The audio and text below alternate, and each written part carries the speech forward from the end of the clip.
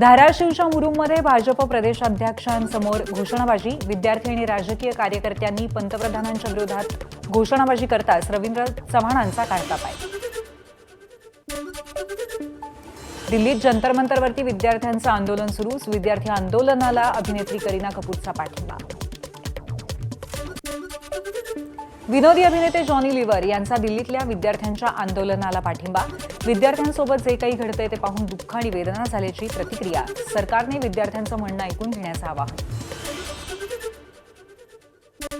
कोल्हापुरामध्ये भाजपचा काँग्रेस कार्यालयावरती आंदोलन करण्याचा प्रयत्न फसला. काँग्रेस कार्यालयामध्ये पोहोचण्यापूर्वीच पोलिसांनी भाजप कार्यकर्त्यांना घेतलं ताब्यात. जळगावच्या बारोळ्यामध्ये वंचितचा बंद यशस्वी. दिल्लीतील विद्यार्थ्यांवरील लाठीचार्जच्या निषेधार्थ मोर्चा. धर्मेंद्र प्रधानांच्या राजीनाम्याची मागणी. बुलढाण्यामध्ये वंचित, ठाकरेंची शिवसेना आणि काँग्रेसचे कार्यकर्ते आक्रमक.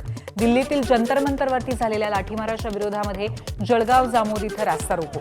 नांदुरा बुरहानपूर मार्गावरती वाहतूक विस्कळीत. धर्मेंद्र प्रधान यांच्या राजीनाम्याची मागणी. रायगडच्या पोलादपूरमध्ये नीट पेपर फुटीच्या विरोधात निषेध मोर्चा. सोनम वांगचुक यांच्या उपोषणाला पाठिंबा.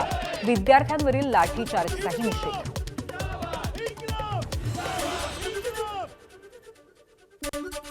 पाणी कपातीपासून पुणेकरांना दिलासा. सध्या कोणतीही पाणी कपात नाही.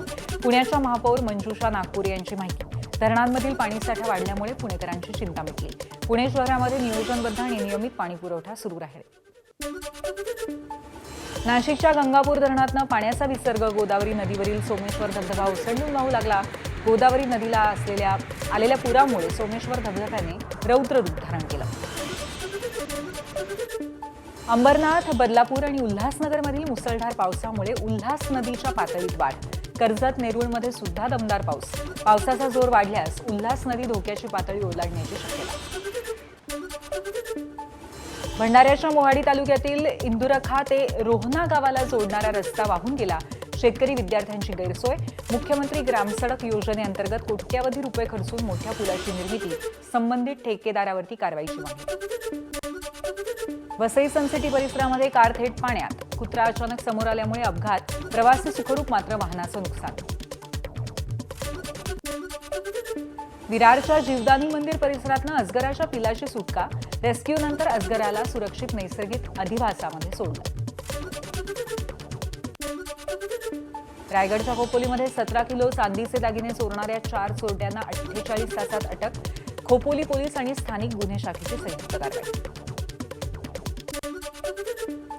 पुलिन्स पोलिसांचा नालासोपारा पूर्वेतील मोरेगाव नरिया नगर इथे वैष्णवी अपार्टमेंटवरती छापा.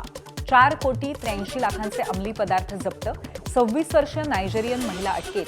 663 ग्रॅम कोकेनसह एमडीएमच्या गोळ्या सुद्धा जप्त. मुंबई विमानतळावरनं 2 संरक्षित लमूर प्राण्यांची तस्करी उघड.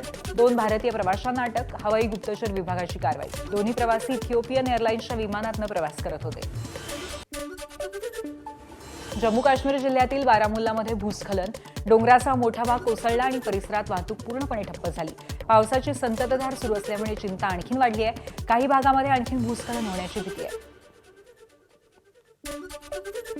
काश्मीरच्या पहलगाममध्ये पुराचा धोका वाढलेला आहे. लिद्दर नदीनं रौद्ररूप केलं धारण. त्यामुळे पहलगामकडे जाणारा मार्ग बंद. पुराच्या पाण्यातून वाहतूक न करण्याचं प्रशासनाचं आवाहन.